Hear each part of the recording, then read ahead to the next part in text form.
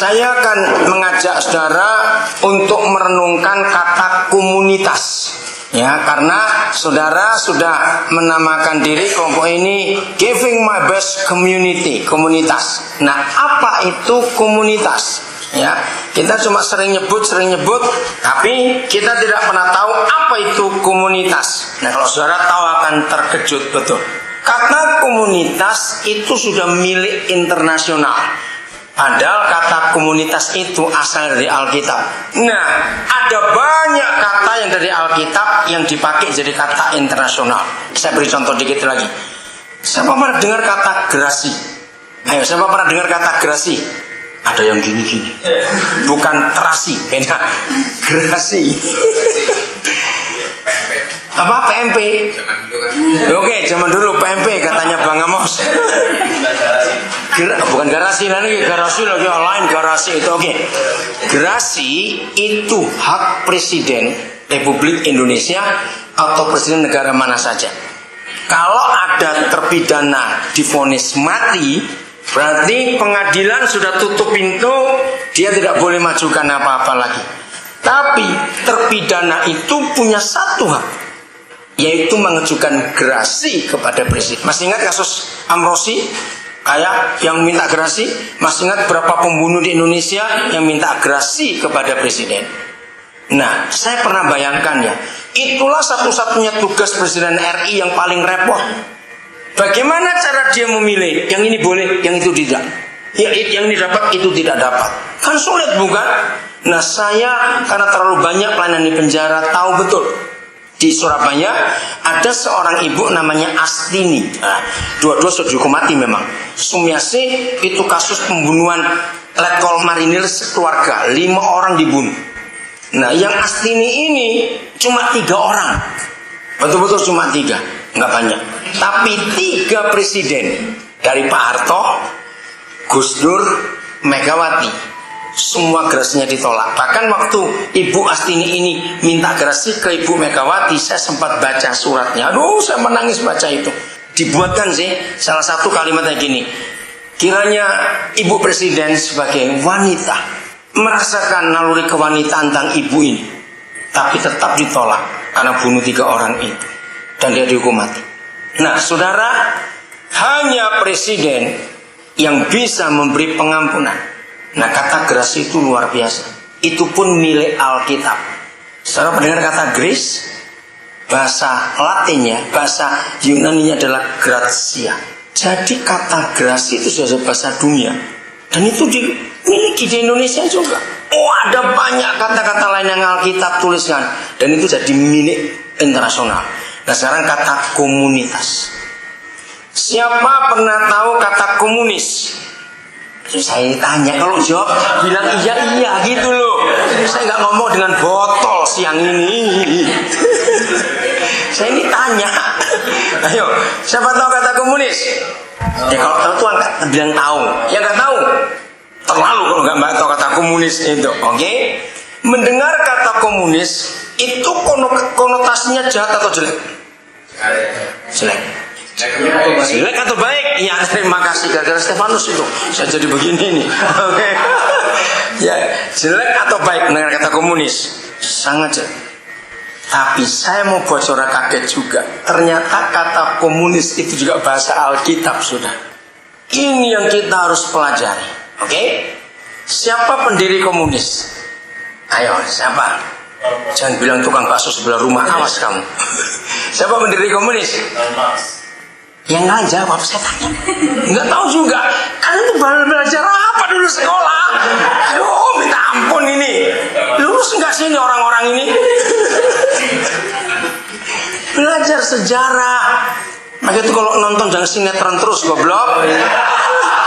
Mana goblok jangan nonton sinetron terus itu.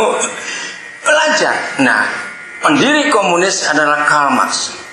Ketika saya hampir 2 tahun tinggal di Jerman, tahun 83 ke 84, saya dapat kesempatan untuk belajar tentang komunis. Saya kaget. Ternyata komunis itu sangat Kristen. Bahkan komunis itu lebih Kristen daripada gereja, saudara. Sebab komunis itu serius menggunakan 7 ayat Alkitab. Cuma 7, nanti saya akan tunjukkan. Maka itu saya syok ketika dapat mengerti itu, komunis itu sangat Kristen. Jadi begini, Karl Marx itu Katolik. Ada orang Katolik di sini? Yang latar belakang Katolik? Kasihan. Cari dong yang Katolik aja komunitas di sini. Oke? Ada yang Katolik ya? Nggak ada. Kali ini bagaimana? Oke, lanjut. Nah, Karl Marx itu orang Katolik. Waktu dia hidup masih muda, Eropa itu hancur total. Seluruh Eropa Barat hancur total. Kemiskinan luar biasa. Perang nggak habis-habis. Nah, waktu Karl Marx melihat gereja di Roma, ke pusatnya Katolik itu, dia kaget. Ternyata mereka kaya-kaya. Emas di Vatikan itu berton-ton. Semua kekayaan itu. Nah, Karl Marx marah. Dia menemukan 7 ayat dalam 2 pasal. 3 ayat di Kisah Rasul pasal 2, 4 ayat di Kisah Rasul pasal 4. Cuma itu saja. Nah, dalam gereja Katolik ada sakramen namanya komuni.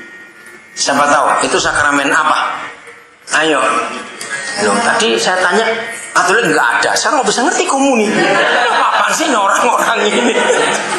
Tadi katanya nggak ada Katolik. Oh bagus, itu pintar kalian. Nah, jadi kata komuni itu perjamuan kudus. Itu dari bahasa Latin. Inggrisnya communion. Apa bahasa Inggrisnya perjamuan kudus? Salah. Holy communion. Son communion saja, lain lagi itu. Oke. Holy communion. Itu bahasa Inggrisnya perjamuan kudus. Bahasa Latinnya komuni. Itu artinya Yesus Raja segala raja mau turun ke dunia berkomuni dengan manusia berdosa. Nah, waktu Karl Marx menemukan 7 ayat itu, dia datang ke Roma, dia teriak di sana, "Hei para pemimpin, turun kamu dari tahta-tahtamu itu, berkomunilah dengan manusia ini. Yesus saja mau berkomuni dengan kita. Kenapa kamu duduk di situ?" Marah gereja. Tapi waktu Karl Marx meninggal, penerusnya itu Friedrich Engels, Stalin, Mussolini, nah itu membelokkan jadi sebuah isme, sebuah faham. Padahal maksud Karl Marx tidak.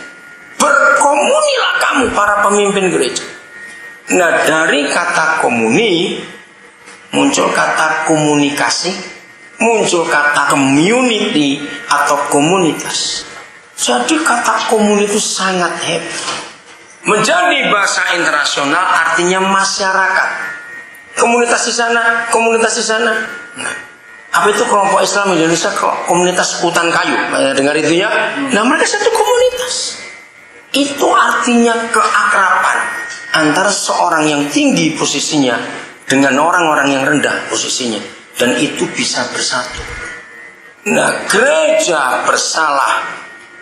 Ya, saya tidak tahu saudara berasal dari gereja tradisi. Ya, lihat aja sekarang gereja-gereja tradisi yang kuno-kuno itu, dari bangku jemaat sebelum sampai ke altar. Saudara pernah lihat nggak ada sesuatu penghalang di situ? Pernah nggak lihat itu? Biasanya gereja Katolik, gereja Protestan itu pasti ada. Tahu? Nah, itulah doktrin.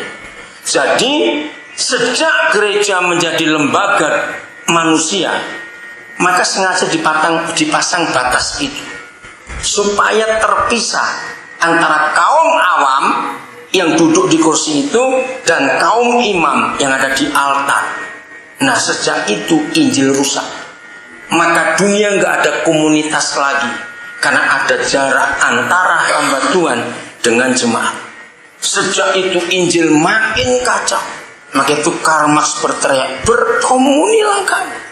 Maka itu kalau saudara menamakan giving my best community, lakukan kebenaran itu sungguh-sungguh.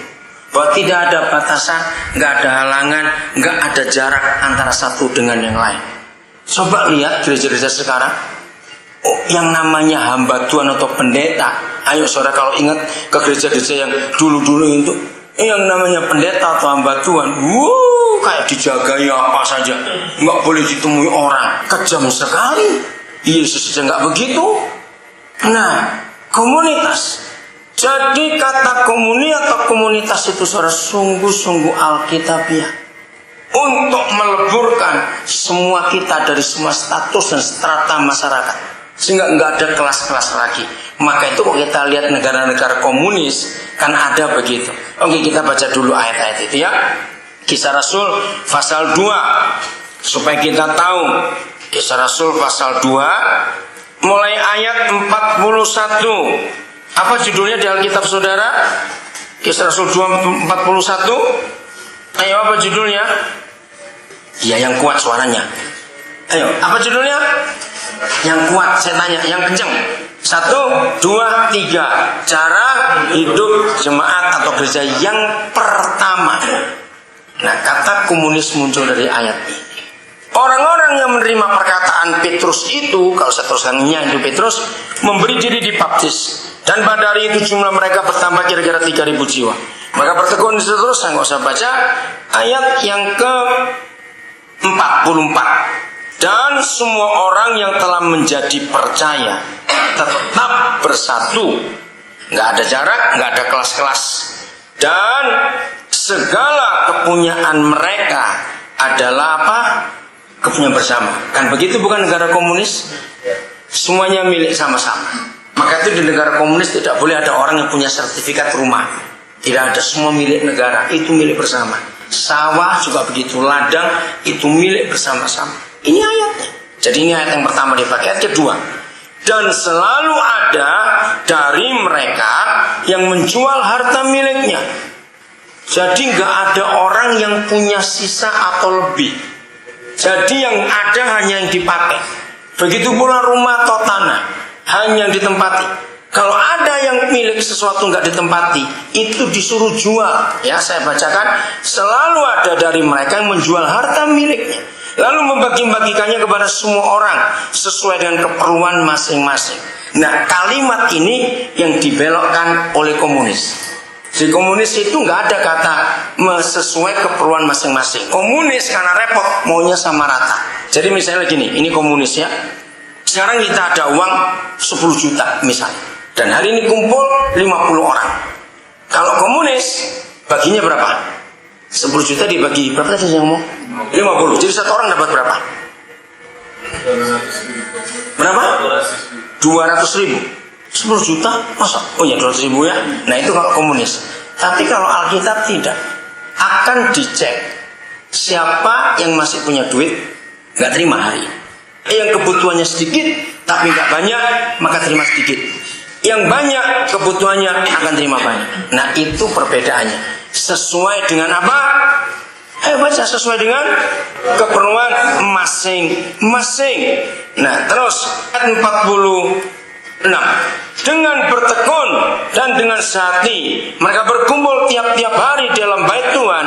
Mereka memecahkan roti di rumah masing-masing secara bergilir dan makan bersama-sama dengan gembira dan dengan tulus hati. Jadi ini ayat 3 ayat pertama yang Karl Marx pakai. Maka itu di komunis betul-betul luar biasa. Maaf, saya pernah ada di 3 negara komunis. Pertama saya di Jerman Timur, kedua saya di Yugoslavia, ketiga saya di RRC. Itu semua tahun 80-an yang lalu, ketika komunis masih ketat sekali. Saya melihat betul bagaimana pola hidup komunis memang kejam dan jahat, sehingga orang-orang ada banyak yang kelaparan karena tidak ada malah. Nah, maka itu saya bisa ngerti. Nah, inilah komunitas itu. Selalu ada yang menjual hartanya kalau lebih. Jadi nggak ada yang kekurangan. Semuanya mendapat berkat yang luar biasa. Pasal 4 ayat 32. Judulnya apa? Cara hidup jemaat, cara hidup gereja. Ditulis lagi. Nah, di sini ada 4 ayat yang dipakai oleh Karl Marx. Ayat 32. Adapun kumpulan orang yang telah percaya itu, mereka sehati dan sejiwa, dan tidak seorang pun yang berkata bahwa sesuatu dari kepunyaannya adalah miliknya sendiri, tapi segala sesuatu adalah kepunyaan mereka bersama. 4 ayat yang ke-34. Sebab tidak ada seorang pun yang berkekurangan di antara mereka, karena semua orang yang mempunyai tanah atau rumah menjual kepunyaannya itu, dan hasil penjualan itu mereka bawa. Terus Ayat 35, dan mereka meletakkan di depan kaki rasul-rasul, lalu diapakan? Dibagi-bagikan kepada setiap orang sesuai dengan keperluannya. Ayat 37, ia menjual ladang miliknya, lalu membawa uangnya itu dan meletakkannya di depan kaki rasul-rasul. Jadi saudara, ini yang terjadi dengan mereka. Tanya anak-anak saya. Sampai hari ini saya hidup pakai caranya. Bulan Mei yang lalu saya bisa beli 2 rumah oleh kemurahan Tuhan. Nah, saya cukup banyak diberkati, saya bisa beli rumah. Tapi bukan saya yang tinggal. Orang-orang lain boleh tinggal di situ. Sampai hari ini kamar kami, baik yang di Jakarta, baik yang di Nabire, maupun di kota lain, karena ada beberapa tempat, saya nggak pernah kunci. Ya memang resikonya sering kehilangan, sering resikonya begitu. Tapi nggak pernah saya ngunci lagi, nggak mau sering kehilangan. Karena saya menggenapi ayat ini dalam hidup. Komunitas semuanya sama. Tanya anak-anak saya ini, saya makan apa? Mereka makan itu. Mereka makan apa? Saya makan itu. Enggak ada bedanya sama sekali. Untuk apa saja. Maka itu begitu radikalnya saya punya konsep komunitas ini. Sampai hari ini saudara, saya itu nggak pernah pegang kunci apa-apa. Koper saya pun saya nggak pernah kunci. Kamar almari pun kalau saya ada maupun nggak ada, sama-sama nggak pernah saya kunci. Saya tuh paling malas pegang kunci. Makanya itu kalau ada orang pegang kunci banyak-banyak kayak sipir penjara saja itu orang. Maaf. Iya, orang yang pegang kunci karena dia ketakutan nanti barang-barangnya hilang. Saya nggak pernah takut kehilangan barang. Kenapa nggak takut kehilangan barang? Kalau saudara takut kehilangan barang, pabriknya cepat tutup gara-gara orang pelit itu tadi. Enggak, amin. Apalagi kalau ada orang kesan beli barang, dia beli barang didoakan dalam nama Yesus, jangan rusak Tuhan. Tuhan paling gak suka dengar doa seperti itu. Kalau barang dibeli gak rusak, pabriknya tutup dong besok. Ngerti contoh itu? Jadi saudara, komunitas saudara gak boleh ada yang kekurangan, juga gak boleh ada yang kelebihan, sehingga jenjangnya itu kesenjangannya jauh sekali. Maka itu kenapa musuh komunis adalah kapitalis. Ya kalau kita belajar ya dalam sosiologi, karena orang komunis nggak suka kapitalis, karena kapitalis itu penjajah sebetulnya, kapital. Maka itu buku terkenalnya Karl Marx adalah Das Kapital, The Capital bahasa Inggrisnya. Itu dia tentang bahwa orang-orang yang cuma cari kapital, cari modal, itu pasti menjajah orang lain. Dan komunis menghapuskan semuanya. Sekarang saudara bisa bayangkan, seharusnya gereja itu komunis semua. Ketangkap habis ini. Enggak. Karena ini paham yang luar biasa. Bukan ismanya, tapi cara hidupnya. Maka itu lihat Indonesia, lihat Amerika. Kesenjangannya jauh. Yang kaya-kaya sekali, yang miskin-miskin sekali. Saudara pernah kumpul orang kaya, kalau buang duit, kemarin malam kami di satu daerah di Kelapa Gading, itu satpamnya cerita. Karena saya tanya, ada rumah gede gini. Pak, bukan cuma satu, ada 6 di sini. Maksudnya orang satu yang punya, tapi saudaranya, mertuanya, adiknya tinggal situ semuanya. Pak, tahun baru yang tahun ini orang itu beli kembang api 200 juta. 15 menit habis. Ini satpam yang cerita. Nah, yang lebih hebat lagi ini orang Kristen. Luar biasa bukan? 200 juta cuma habis 15 menit. Coba beli kacang semua dapat berapa? Nah, saudara, ini kesalahan. Karena gereja tidak mengajarkan kebenaran itu. Jadi saudara, ayo hari ini kita betul-betul kembali pada Alkitab. Nah, setelah saya mempelajari Karl Marx itu, saya tuh sampai betul-betul nggak bisa ngomong di depan Tuhan. Saudara bayangkan, komunis itu sempat menguasai dunia, sepertiga dunia dalam 70 tahun. Komunis eksis pertama kali itu dalam istilah revolusi Bolshevik. Itu revolusi di Rusia tahun 1918. Itu pertama kali komunis menyatakan diri secara politik dan pemerintahan. Negaranya dua waktu itu Italia dengan Rusia. Waktu itu RRC belum, ya. Nah, sampai tahun 89, coba hitung, 1918 sampai 1989, berapa tahun itu? 71 tahun. Sepertiga dunia, seluruh Eropa Timur komunis semua, seluruh Uni Soviet berapa juta, seluruh RRC berapa miliar orang, lalu Kuba, Vietnam, ya mana lagi yang komunis ya? Ada banyak di luar. Mana lagi? Ya itu Rusia sudah tadi tuh, Uni Soviet. Masih ngantuk itu jadi nggak ada. Nah itu sepertiga dunia. Nah saya kan protes kepada Bapa di surga.